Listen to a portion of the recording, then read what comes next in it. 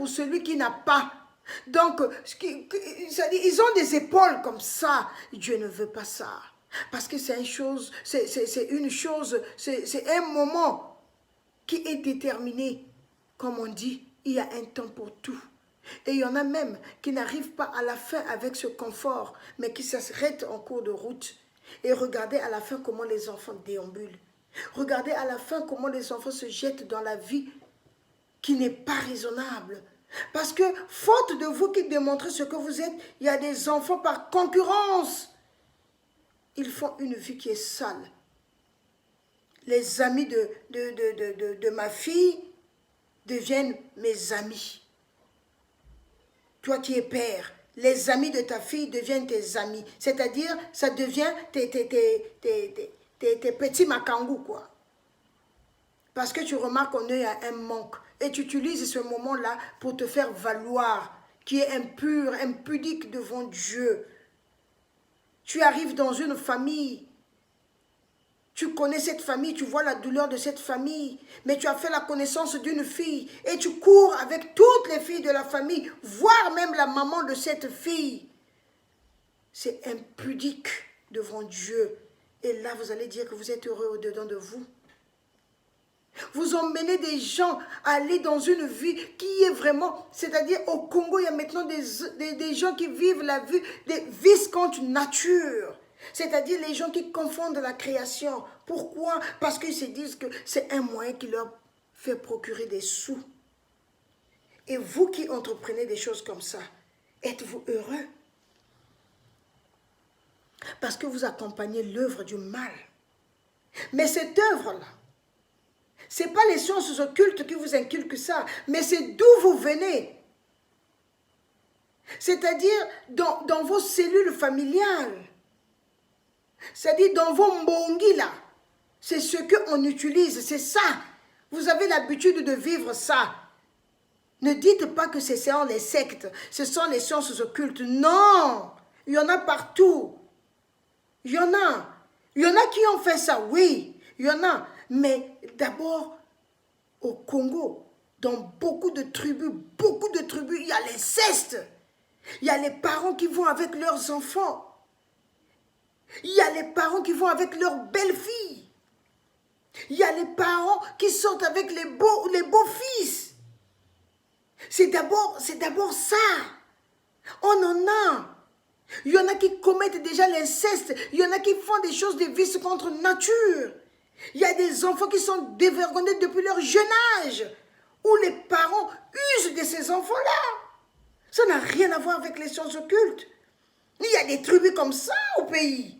Ils savent ce que je dis. Ceux qui sont de ces tribus-là, ils vont se retrouver quand ils vont entendre ce message-là. Moi, Dieu me l'a révélé. Il y a des gens qui aiment la douleur. Et quand ils vous prennent comme ça, là, dans la douleur, ils sont dans la joie. Ça n'a rien à voir avec les sciences occultes. C'est une pratique qu'ils utilisent déjà dans leur tribu. Que les gens ne se laissent pas aller. Que les gens ne disent pas que c'est voilà parce qu'ils ont connu des sectes. Non! C'est une pratique qu'ils utilisent déjà. Et ils ont rendu ça seulement officiel maintenant là. Pour que ça soit officiel. Moyennant quelque chose, ils font ça. Ils savent. C'est pas depuis toujours qu'on disait? Quand tu fais des choses comme ça, des vices contre nature, la personne te prend ta virginité, la personne a l'autorité sur toi. Si tu as le pouvoir, la personne prend, et lui, ça lui donne des pouvoirs. Est-ce que c'est d'aujourd'hui? Pour qu'on parle des sciences occultes, pour qu'on dise que c'est les sciences occultes qui ont emmené ces sciences-là au Congo. Non! Le Congolais, il y a des tribus qui sont comme ça. Moi, Dieu m'a révélé ça. Il y a des tribus qui aiment faire vivre le mal. Il y a des tribus, quand un peuple est dans la douleur, ils sont dans la joie. Quand l'homme est dans la douleur, c'est une joie. Quand la femme souffre, c'est une joie. Il y a des tribus comme ça. Moi, Dieu m'a révélé ça et que j'étais le nom. Dieu m'a révélé ça. Donc, arrêtez de dire que parce qu'il y a des sciences occultes au Congo, voilà pourquoi les gens sont devenus ce qu'ils sont. Non. C'est depuis toujours qu'ils sont comme ça. ils sont comme ça, ils sont comme ça. Ils ont toujours pratiqué ça chez eux, dans leur tribu. Ce n'est pas d'aujourd'hui. Donc, c'est pour dire que lorsque nous vivons des moments comme ça, ce n'est pas la peine de trouver des raisons. Donc, notre chair a été corrompue par des pratiques de vice contre nature. Notre chair a été corrompue. Voilà pourquoi les jeunes filles entreprennent ce qu'elles font là. Notre chair a été corrompue. Voilà pourquoi aujourd'hui, les jeunes gens, c'est-à-dire des jeunes gens qui font même l'âge du plus jeune de ce papa qui sort avec cet enfant-là et qui se fait de cette jeune fille sa femme. Ça c'est pas les sectes. Hein. Ça, c'est Congolais. Congolais n'aime pas accepter son âge. Malgré qu'on réduit l'âge là. Mais la force, la musculation se fatigue. Même si on peut sortir avec des petites filles pour s'acquérir des pouvoirs, pour s'acquérir une force. Quand le corps est fatigué, il est fatigué. Quand il a travaillé, il a travaillé. Quand ton temps a sonné, il a sonné. Il faut savoir accepter ça. Si on accepte ça, on ne va plus courir derrière les enfants qu'on a donné vie, qui sont encore nos petits-enfants. On ne va pas courir derrière ça. On va arrêter. On va s'accepter. On va rester avec celle qui a commencé avec vous, avec celui qui a commencé avec vous jusqu'à la fin. Ou bien dire non, c'est bon, je m'arrête là, j'élève les enfants, j'élève les petits-enfants, c'est bon. On va changer de décor. Tout ça, c'est le mal qu'on a engendré en nous, le mal qui a fait un chemin en nous, le mal qui a fait son chemin dans notre vie de tous les jours, dont nous pensons qu'on a choisi un bon décor, mais ce confort nous emmène à des choses comme ça. Donc, vous allez remarquer que les gens qui jouissent du confort, comme je l'ai dit tantôt, la douleur de ceux qui sont plus bas, ça ne les importe pas. Donc, nous sommes des gens qui voient des choses dans sa réalité. L'amour réel n'est plus en nous. Ainsi, pour un État, pour un pays, une nation, s'il n'y a pas l'amour, tout ce qu'on peut faire ne peut pas réussir. Voilà pourquoi vous voyez le désastre que le Congo vit. On peut se battre, c'est-à-dire on peut faire des projets à la dernière minute pour arranger l'année qui arrive. Ça ne va jamais faire chemin parce qu'on le fait sans amour, on le fait pour un but. Vous voyez? C'est-à-dire, on ne fait pas les choses pour que le pays soit, mais on entreprend les choses pour un but. Pour un but donné. Voilà, l'année prochaine, il y a une situation. Voilà, on doit se battre pour que le peuple voie qu'on s'est battu pour le pays. Mais quand c'est comme ça, le but n'est pas atteint comme il se doit. À la fin, tout ce qu'on forge, ça se gâte.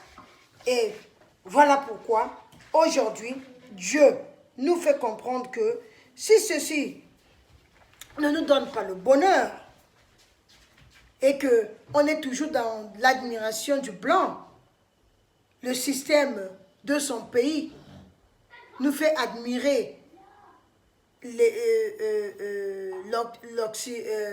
l'Europe et que les gens quittent le pays pour aller plus en Europe.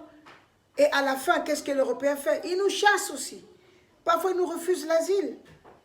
Et il nous refoule.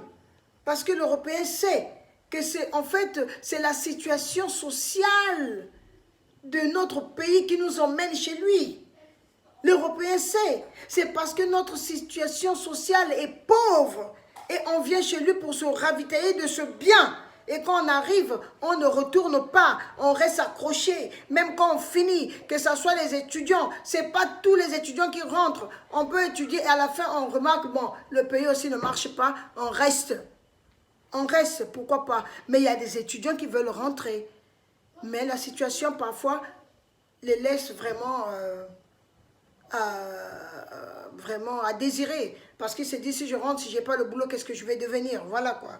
Donc c'est ça, voilà pourquoi Dieu nous demande que nous puissions faire aussi l'analyse de soi-même. Parce que quand les gens viennent, parce que l'autre système est meilleur, on se fait mendiant. C'est pas ce que nous, on veut. Nous, on veut vivre dans notre pays.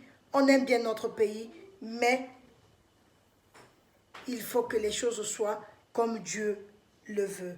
Voilà pourquoi la quatrième clé, que chacun se regarde si le vrai demeure, que la vérité nous affranchisse. Celui qui est vrai ne peut pas mentir.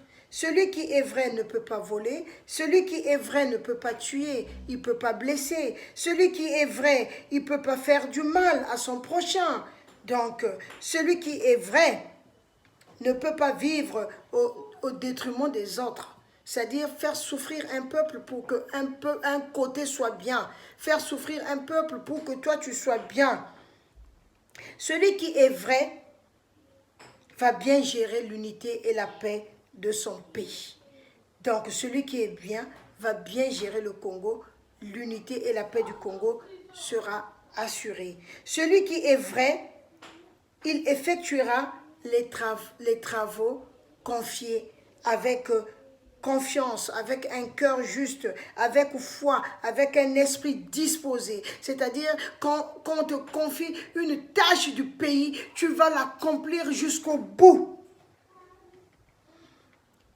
Donc, celui qui est vrai, le projet de la mission de son pays fera son partage. Il va le faire avec un esprit de réussite, avec une pensée vraiment attachée à la réussite de ce projet. Donc, celui qui est vrai, lorsque tu reçois une mission, tu vas l'accomplir de toute force et de gré. Et la réussite de ta mission est une gloire devant Dieu. Et le pouvoir du Père t'accompagne dans cette réussite parce que tu es correct, parce que tu es honnête, parce que tu sais gérer. Tu prouves une bonne gérance de la mission, de l'œuvre. Tu prouves une bonne gérance du secteur qu'on t'a confié. Et une nouvelle république doit être basée sur la vérité des faits. Donc, une réalité confiante. La nouvelle république doit être basée sur un comportement juste. Que le Congolais soit revêtu d'un habit de vérité. Que la première pensée soit véridique. Que la vérité soit notre partage. Et nous allons voir toute réalisation de ce pays sera assistée par la main puissante de Dieu. Dieu accompagnera. Et la bénédiction de Dieu n'a pas besoin que tu sois seulement croyant. Non. Même le non-croyant, ce qu'il va faire, parce que tous nous sommes les enfants de Dieu. Tous, c'est-à-dire toute personne qui aura la mission d'entreprendre quoi que ce soit dans le pays qui contribue au développement, à l'élévation de ce pays sera assistée par la main puissante de Dieu. La main de bénédiction de Dieu pour que ça soit. Pourvu qu'on soit vrai, qu'on jouisse d'une moralité vraie, qu'on ait une vraie vie. Donc, que tu sois croyant ou non croyant, païen, gentil, tous nous bénéficions de la bénédiction de Dieu. Tous sommes ses enfants. Et quand nous sommes dans la vérité, la puissance de l'identité de Dieu anime notre esprit et notre intelligence.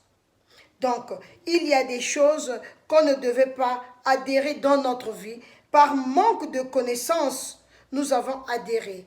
Par manque de savoir, on était attaché au confort de ce que nos yeux ont apprécié, de ce que nos yeux ont contemplé, de ce que nos yeux ont trouvé que, éprouvé que c'était mieux pour nous. Alors, on n'a fait que adhérer au confort du mal. Donc, on est environné par les ténèbres parce que dans notre choix, on a plus choisi le chemin du mal, sans se rendre compte, même quand la réalisation ou la réalité de notre vie nous prouve que c'est le vrai chemin, mais souvent, on est hors lumière. Et quand la lumière arrive, on fait semblant de ne pas voir.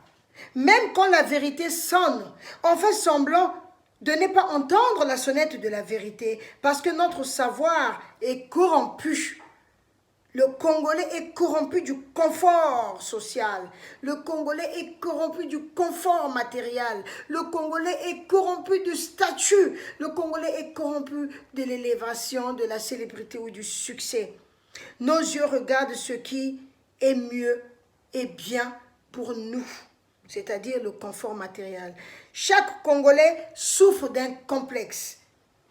Vous n'allez pas accepter ça, c'est vrai, vous n'allez pas accepter, mais c'est vrai. Quand Dieu dit, moi je dis oui. Chaque Congolais souffre d'un complexe. La réalité du confort nous rattrape. Et on cherche toujours plutôt à dépasser l'autre. Le Congolais souffre d'un complexe incroyable. Vous n'allez pas accepter ça, mais quand vous allez faire l'examen de votre conscience, vous allez voir que vous souffrez vraiment du complexe. On demeure dans ce complexe